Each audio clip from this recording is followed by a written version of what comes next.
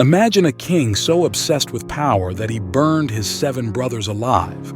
No mercy, no family ties, just a thirst for the throne. If you're fascinated by true, brutal history, don't forget to subscribe to Fragrant History for more shocking stories.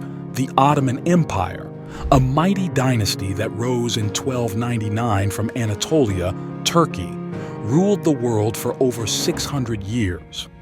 But behind its grandeur lies a terrifying darkness, one where rivers of blood were spilled for the throne. This is the chilling story of Sultan Mehmed III, who inherited the crown after the death of his father, Murad III, in 1595. Born on May 26, 1566, in Manisa, Turkey, Mehmed was the son of Murad III and Safiye Sultan. When Mehmed ascended the throne, he followed a horrifying royal tradition, one that demanded the blood of his own brothers. According to historical accounts, Mehmed had 7 or more of his brothers killed in a single night. Some say they were burned alive. The year was 1595 and the place was Topkapi Palace in Istanbul, then Constantinople. The Ottoman dynasty followed the Law of Fratricide, a brutal policy that allowed a new sultan to eliminate his brothers to prevent a future civil war. The goal was to protect the empire's stability, but the cost was the blood of royal kin. Sultan Mehmed III executed this law in one of the most merciless ways ever recorded. He ordered the deaths of 19 of his brothers, many of whom were young children, some even under the age of 5. Records mention that the royal executioners strangled the princes with silk cords in a single night. But some sources suggest something even darker, that a few of his brothers were burned alive as a warning to anyone who dared dream of the throne. This mass killing was documented by several Ottoman chroniclers. The executions took place in the infamous cafes, a locked section of Topkapi Palace, where royal princes were held in isolation. This became the largest recorded royal fratricide in Ottoman history, staining Mehmed III's name with blood.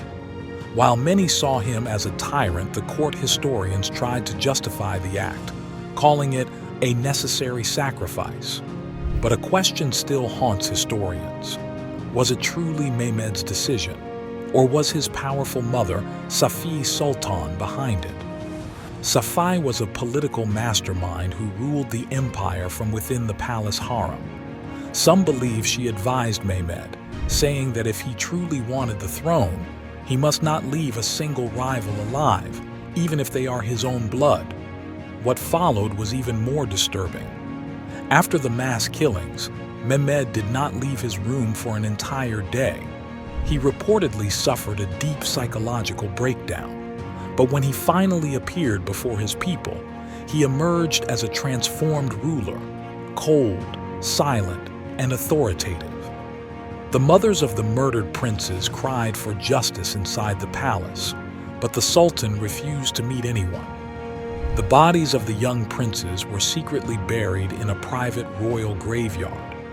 Even today, within Topkapi Palace, there lies a tomb where those princes rest, nameless, forgotten by time. Sultan Mehmed III ruled until 1603, after which his son Ahmed IV took the throne, the same Ahmed who later built the famous Blue Mosque. Unlike his father, Ahmed abolished the Law of Fratricide and introduced a new system. Princes were kept alive but locked in the cafes, isolated from politics. This story is not just about a brother killing another. It's about a political survival strategy that aimed to preserve the world's largest Islamic empire. But in doing so, it emotionally shattered the royal family.